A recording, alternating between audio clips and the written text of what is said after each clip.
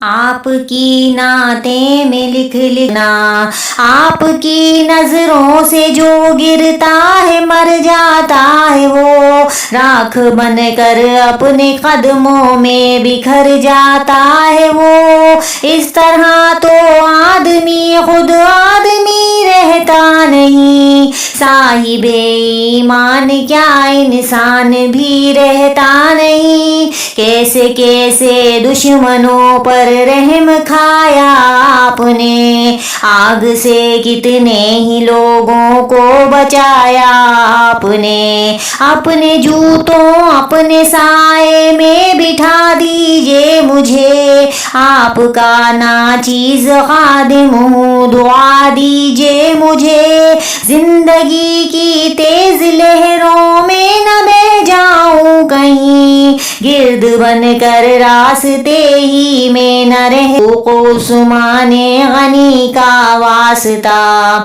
زندگی کو ایک بہت مشکل سفر درپیش ہے، ایک مشکل امتحان بارے دیگر درپیش ہے۔ سوچ میں ڈوبا ہوا ہوں، سوچ ہی میں قید ہوں، بے بسی گھیرے ہوئے ہے، بے بسی میں قید ہوں۔ ٹوٹتے جاتے ہیں سارے کو آسماں لکھتا رہوں، ان کے صدقے آپ مجھ پر مہربانی کیجئے۔ میرے حال زار پر آقا توجہ دیجئے، آپ سے رشتہ غلامی کا سدا قائم رہے، خواجگی اور بندگی کی یہ فضا قائم رہے۔ میرے سر پر مشکلوں کا آسماں گرنے کو ہے، ذرہ ناچیز پر کوہ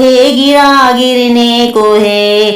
میرے سر پر مشکلوں کا آسماں گرنے کو ہے، ذرہ ناچیز پر کوہ گرا گرنے کو ہے۔ اندھیرے میں کھڑا ہوں اے ہلال آفتاب، پرزا پرزا ہو رہی ہے میری خوشیوں کی کتاب۔ میرے حق میں اپنے خالق سے دعا فرمائیے، اے میرے آقا کرم کی انتہا فرمائیے۔